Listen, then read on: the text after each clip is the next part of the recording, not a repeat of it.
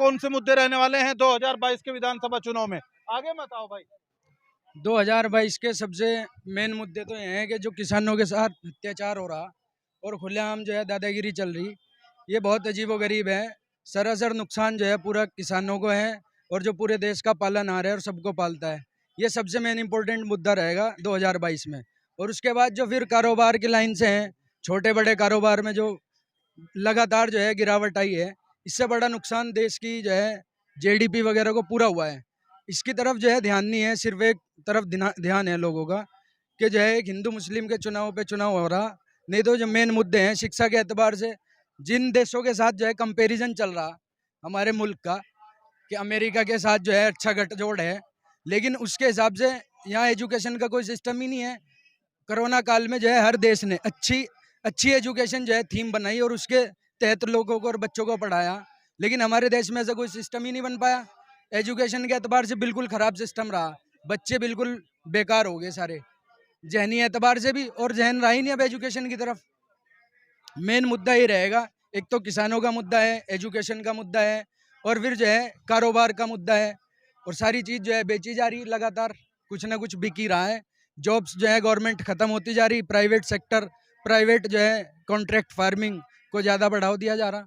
यही मुद्दे जो है। इस भाई ने एक मुद्दा बड़ा गजब का उठाया है यहाँ, शिक्षा के क्षेत्र में क्या सरकार ने कुछ किया भी है या नहीं, उसी को लेकर यहाँ ये कह रहे हैं कि शिक्षा के क्षेत्र में जब और मुल्कों के साथ हमारे देश का कंपैरिजन किया जाता है, यानी उसकी तुलना की जाती है, तो उसका क्या अनुभव निकलकर सामने आता है, उसी को ये बता रहे हैं।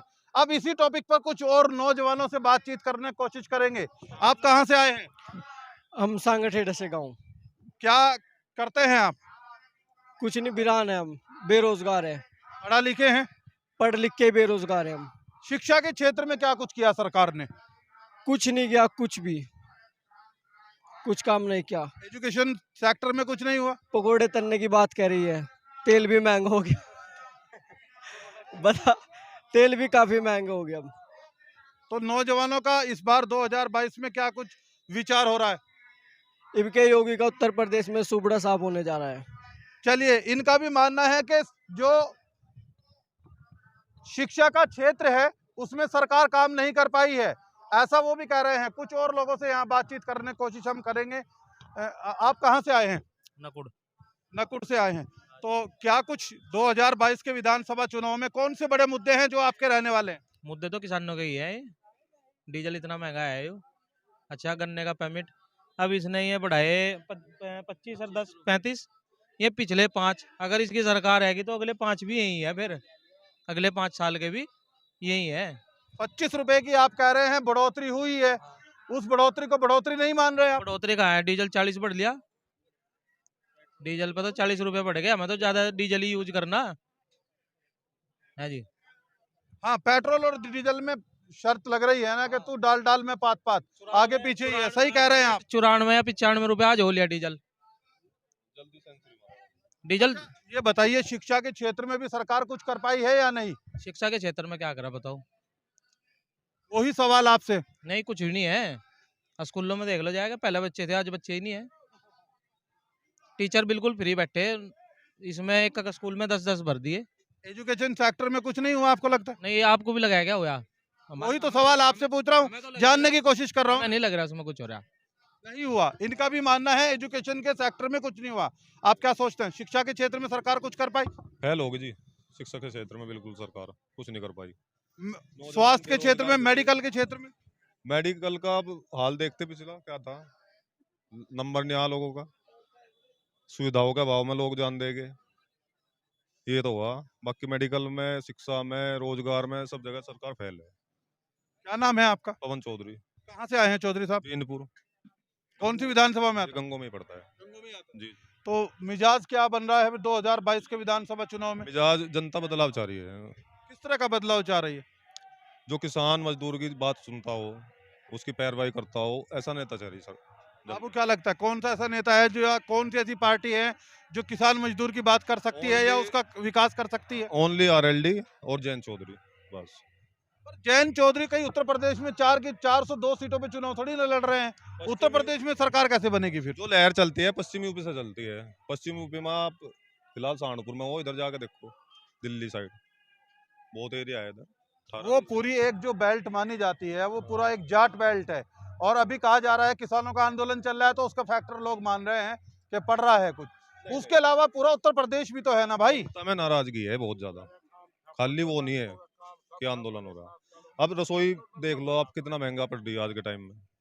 पहले क्या था, अगर रसोई खर्च किसी का 2000 रुपये था तो आज 4000 रुपये होगा ऑटोमेटिक। अब देखिए जो जमीनी मुद्दे हैं ना, ये भाई उस पर बात कर रहे हैं चौधरी साहब। शिक्षा के क्षेत्र में क्या हुआ है उसी को हम अब जानने की कोशिश कर रहे हैं नौजवानों से, वो क्या मानते हैं शिक्षा के क्षेत्र को लेकर। कुछ और लड़कों से अगर यहाँ मिल जाए तो उनसे बातचीत करने की कोशिश करें। चलते हैं इधर। आपका नाम क्या है? अर्जुन है ये, कहाँ से आए हैं अर्जुन भाई? बीनपुर। अच्छा, आप भी वहीं से ही हैं। शिक्षा के क्षेत्र में सरकार कुछ कर पाई है या नहीं यार? नहीं कुछ भी नहीं, गोल है मामला कटी। शिक्षा के क्षेत्र में भी हाँ कटी गोल। नहीं, ऐसा तो नहीं है कि आप आरएलडी की रैली में आए हो इसलिए गोल लग रहा हो। नहीं, नहीं, हम तो बिल्कुल भाजपा के खिलाफ है और आरएलडी के आदमी है खुल का बिल्कुल। तो वही तो मैं कह रहा हूँ, आप आरएलडी के आदमी हो, कहीं ऐसा तो नहीं झूठ ही कह रहे हो कि नहीं? हुआ ही नहीं है। बिल्कुल बिल्कुल बात सच है यार, जो बात है जो भाजपा सरकार है वो बिल्कुल मतलब किसान या मतलब शिक्षा हुई, मतलब इस मामले में तो बिल्कुल है ही नहीं, मतलब शिक्षा के क्षेत्र में नहीं हुआ। नहीं कुछ नहीं है। चलिए आप भी पढ़ते हैं, आइए इधर को आइए, बातचीत करते हैं आपसे। क्या नाम है आपका? जयराम। जयराम जी, कहाँ से आए आप? बीनपुर से। सारे एक ही गांव के हैं क्या? हाँ जी हाँ, एक ही गांव के हैं सर। और ये सब गंगो विधानसभा वाले? जी हाँ, गंगो विधान। कितना पढ़े हैं आप, क्या कुछ पढ़े हैं? पढ़ने के लायक तो छुट्टा ही नहीं, पढ़ के क्या करे, भर्ती नहीं है, कोई जॉब नहीं है। अरे यार पढ़ेंगे लिखेंगे बनेंगे नवाब। बनेंगे तो कैसे, जब कोई भर्ती नहीं आ रही तो कहाँ से बन जाएंगे। अरे पढ़े तो सही, पहले कितना पढ़े हो ये तो बताइए ना। 12वीं कर ली है। 12वीं कर ली है। आप क्या मानते हैं? आप तो 12वीं कर चुके हैं तो इसका मतलब थोड़ा समझदार हैं, तो क्या मानते हैं शिक्षा के क्षेत्र में सरकार कुछ कर पाई या नहीं? यहाँ नहीं, हमारे यहाँ तो कुछ नहीं हो रहा सर। 2 साल से तो लॉकडाउन ही है, इसमें कोई भर्ती नहीं है, कुछ नहीं। क्या है, कुछ भी नहीं है। अब स्कूल में जाते हैं तो वहाँ भी कुछ नहीं है, स्कूल ऐसे बच्चे बैठे हैं, कुछ नहीं है सर, बेकार है बिल्कुल सरकार। चाचा इधर आइए, इधर आइए। एक चाचा हैं, वो भी बड़ी कुछ बात कह रहे हैं, जरा उनसे भी। आप क्या कह रहे थे बताइए। शिक्षा के, मेरा सवाल ये है कि शिक्षा के क्षेत्र में सरकार कुछ कर पाई है या नहीं? शिक्षा के क्षेत्र में काम कर रखा, फर्जी एडमिशन हो रहे बच्चों के, एक तय 5वीं लोग। कहाँ हो रहे फर्जी एडमिशन? बीनपुर में खुद में देख के। आपने अगर आप कह रहे हैं फर्जी एडमिशन हो रहे हैं, सुन तो लीजिए, कभी अधिकारियों को शिकायत नहीं की है? बेसिक शिक्षा अधिकारी कहाँ अधिकारी, कौन अधिकारी नो बताओ आप? कर रहा कोई काम? जिले के बेसिक शिक्षा अधिकारी हैं, उनको आप शिकायत तो करो। ये लो तो काम लोगों आते नहीं, वो कौन सोचा टेंशन लेगा। अपना बैठा हुआ प्राइमरी उनमें भेज दें, नर्सरी में जिनमें वहाँ पीछे दें लमोज। अच्छा, तो आपको क्या लगता है शिक्षा के क्षेत्र में सरकार ने कुछ किया है या नहीं? कुछ नहीं कराया, और नाच भी कर रखा उनको बच्चों का 4-4 धड़ी। और वो 4 धड़ी नाच जो है नी, वो जो 4 धड़ी नाच है उस दिन जो है सारे डॉक्टर इकट्ठे कर लेगा में थे, उन दे दे ले अन्य स्कूल बंद। फिर तो मजा आ रहा होगा, नाच मिल तो रहा है। अरे नाच तक काम चला गए, उन्हें ठेके में जाकर दुकानें बेच कर मूंगफली कम है। हाँ, अब मतलब अब मूंगफली का सीजन आ गया तो बच्चे मूंगफलियां खा रहे हैं नाच बेच। हाँ बता फिर क्या। अच्छा, ऐसा कौन सा सेक्टर जो आपको लगता है सरकार ने यहाँ उस पर काम किया हो? हमारे यहाँ तो कुछ होया नहीं जी, इस विधानसभा में कुछ नहीं हो रहा। गंगो विधानसभा, ये कह रहे हैं गंगो विधानसभा में कुछ नहीं हुआ है। हम जानने की कोशिश कर रहे थे कि शिक्षा के क्षेत्र में क्या सरकार कुछ करा पाई है, लेकिन इनका भी मानना है, जितने लोगों से हमने बात की है उनका मानना है शिक्षा के क्षेत्र में सरकार कुछ नहीं करा पाई है। आप क्या सोचते हैं?